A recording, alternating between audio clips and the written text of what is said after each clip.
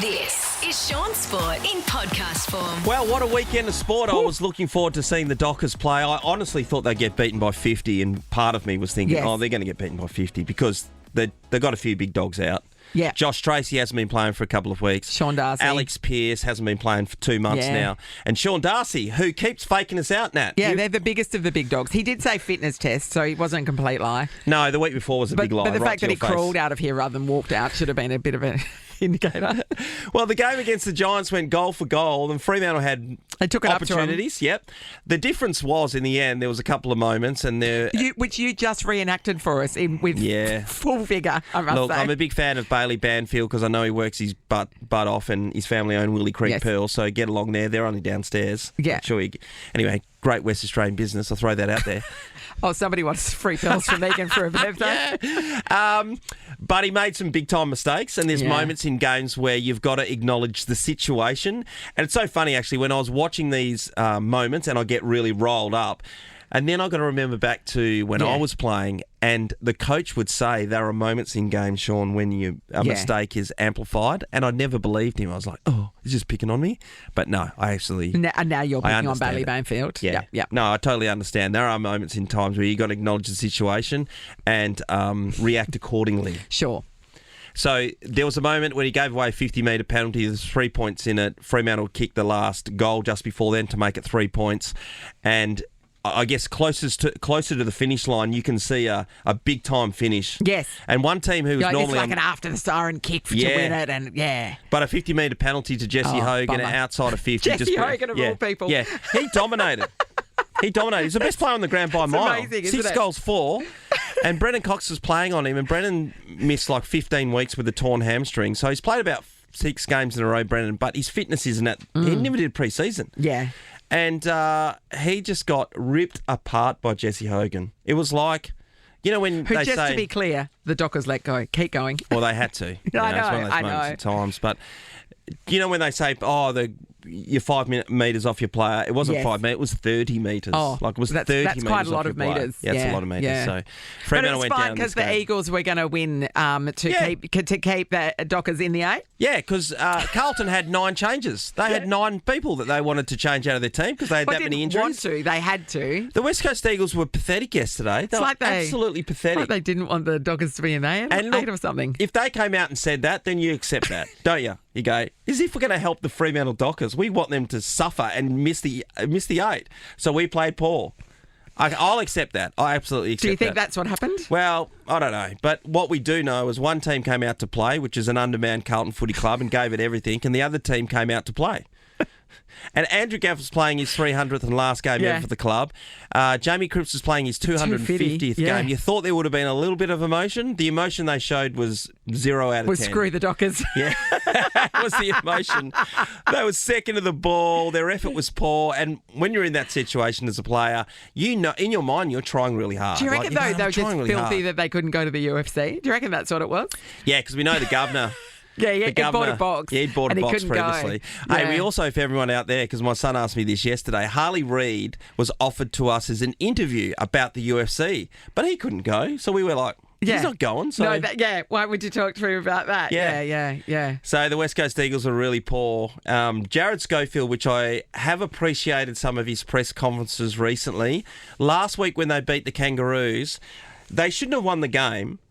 They weren't the best team. Sure. But this is Jared Schofield after the game, and I appreciate his press conference. He said, I just asked the players to have a moment. Yes. They only needed one.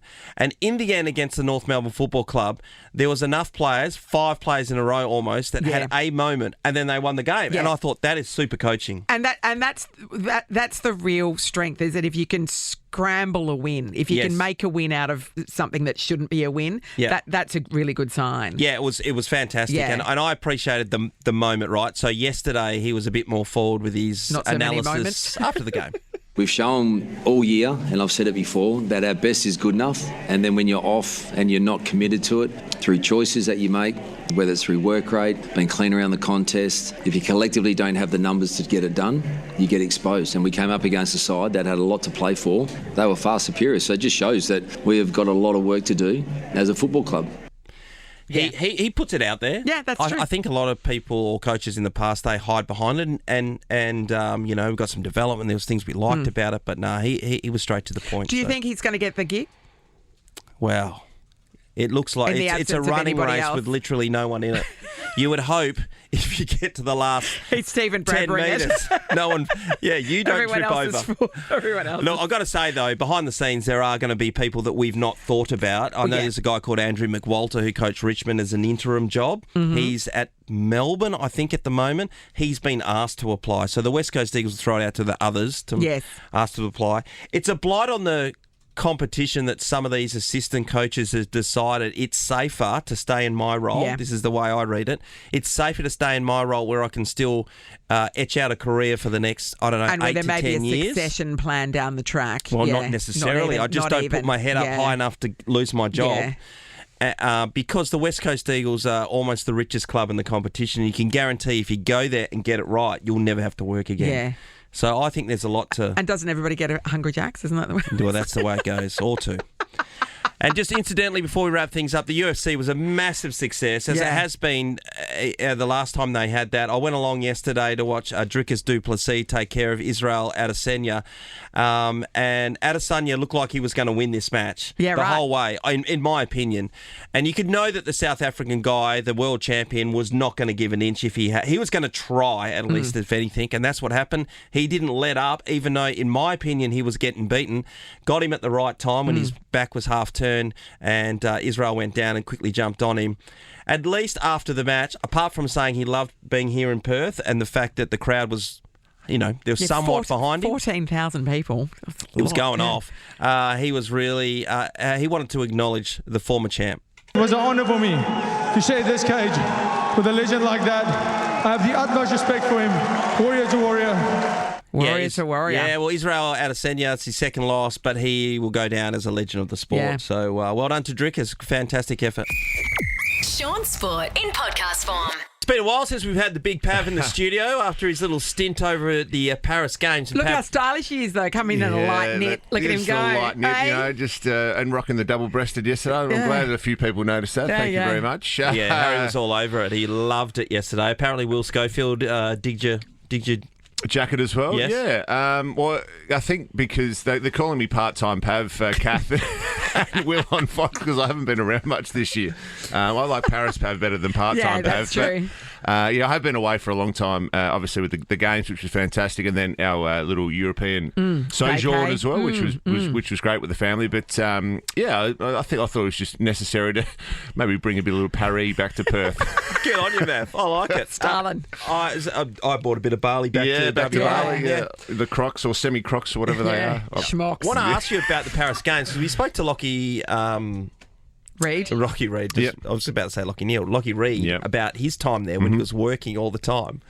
How was it for you? Yeah, it was a busy 3 weeks. It really was. We didn't really have much downtime. And if it was, you were pretty exhausted from pretty big days. And it wasn't as if you're on camera the whole time or you're specifically working the whole time, but you just have to be on, because there was a couple of days where we were out at the equestrian, let's say, in Versailles, which is a little bit out of Paris, and then you had to kind of find an Uber, which was really, really hard, or potentially, we had some vans and various things amongst all the crews over there for 9, and then have to get to the water polo, let's say, or to the Stade de France for the athletics. So it was a pretty chaotic couple of weeks in terms of just trying to I can't imagine the traffic was easy to navigate. It's not easy at the best of times in Paris. It's not a great driving city. And then on top of that, all the road closures and stuff. Spot on. And then when you got into a stadium or a precinct, the problem was, and fair enough, because they were just locking down for security reasons, but you just couldn't get out of these places. So with the camera and all the kit, you're walking along cobblestone roads for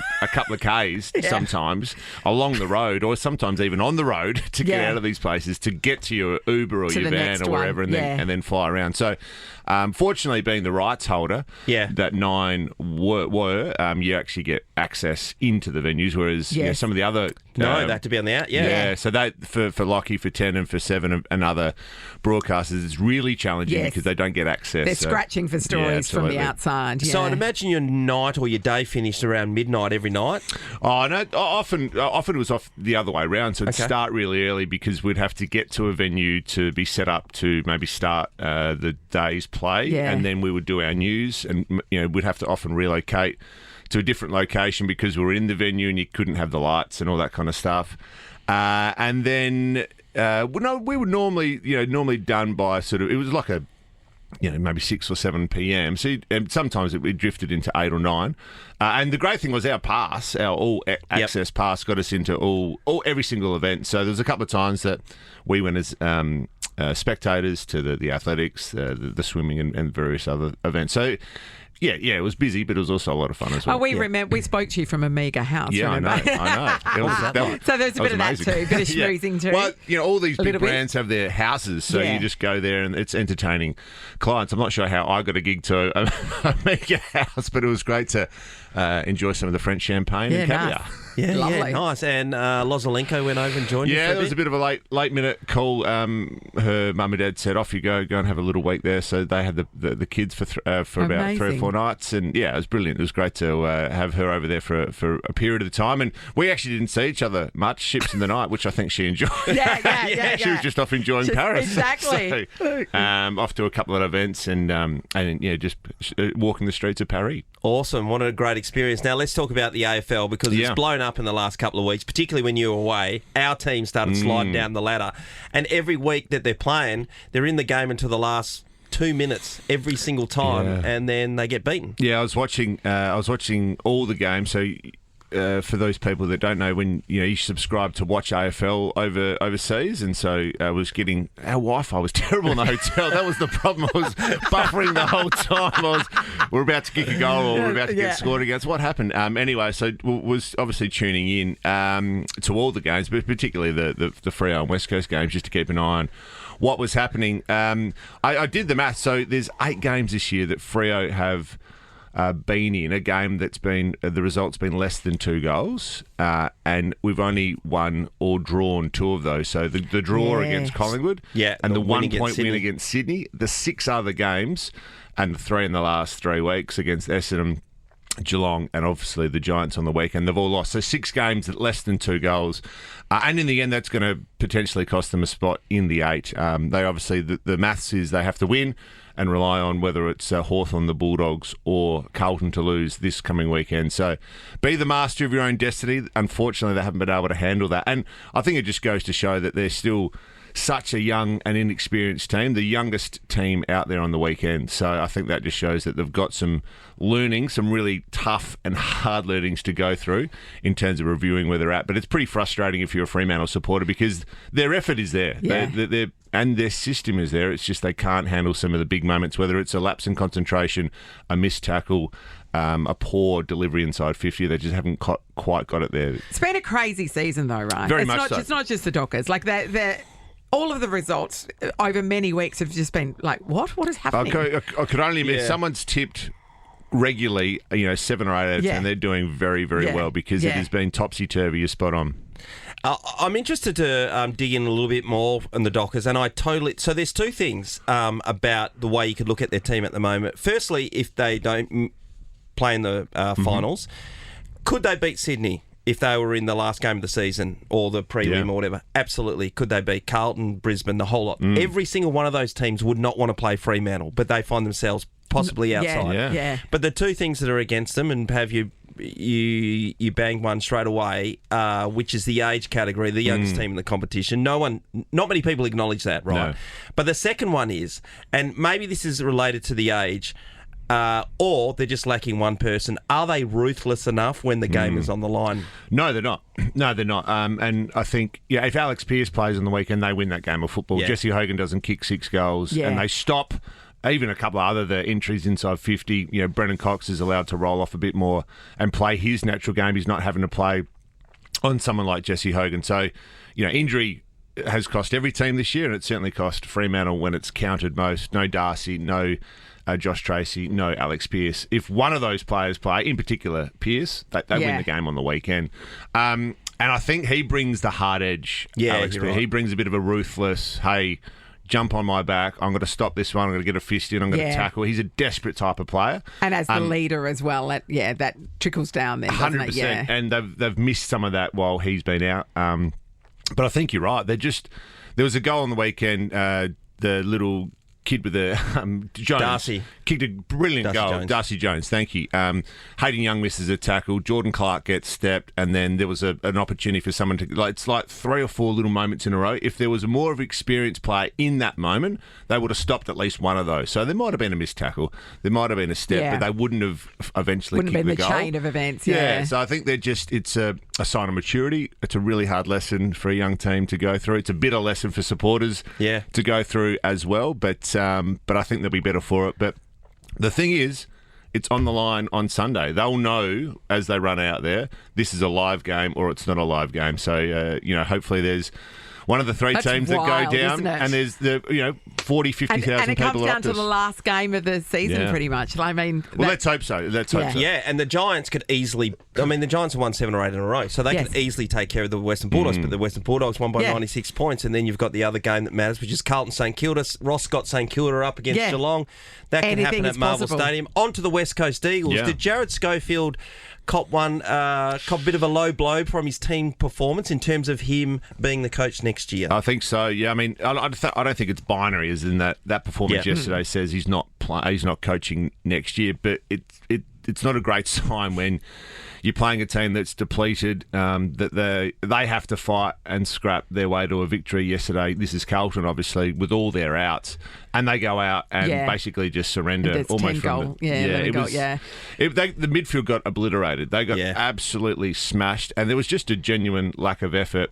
The problem was also they just couldn't handle the ball. There was fumbles and just fundamental skill errors, handballs haphazardly, and again, it's not binary. That performance yesterday doesn't say Jared Schofield can't coach next year, but it doesn't do him any favours, obviously. No. So what was trending in the right direction for him in terms of being competitive week in, week out, yesterday wasn't competitive. I got one more question with the West Coast Eagles. Everyone's talking about Tom Barrass is gone, right? So they're going to get probably 2 first-round draft picks, whether it's one this year and then one in the following year, like a future first-rounder. The West Coast Eagles need to rebuild their list, right? So there's a couple of guys up for grabs at the moment that are likely to come back to WA. And, of course, there's Liam Baker. Yep. And there's Jack Graham now, Richmond teammate, and apparently they're mates. Can the West Coast Eagles get both of them, or a Fremantle a chance, in your opinion, to get one of those, and do they need them? Shea Bolton's the other one, obviously, from Richmond. Is there one or 2 others that I can't think of the top of my head? Tim English is gone. He decided to stay on. The West Coast Eagles put a big number towards him. It sounds so. I mean, we're ruminating, but it sounds as though Barrass is Hawthorn bound. So there'll be some exchange there in terms of swaps and picks or players. So I think if you're looking at that specifically, or maybe Richmond become involved in that deal. Yeah, a 3-way trade. Yeah, correct. Or would you pay the draft apart from those guys I named? Yeah, no. Well, if you're West Coast, you're playing the draft. You have to have one of the biggest draft hands heading into the year, which is Fremantle's advantage. Just going back to where the Dockers sit, they've got 3 first-round draft picks so they've got some bargaining power, or they can just keep loading up on young talent. I think that they'll try to use that to get someone like a Baker or a Bolton. But if you're West Coast, you need to have a strong draft hand, because you're in a fair bit of rebuild here. It's not just 1 or 2 years. Yeah. You're only just starting your rebuild, frankly. So you need a strong draft hand. But I think if it's... Harry Edwards, I think, can hold up. Me too.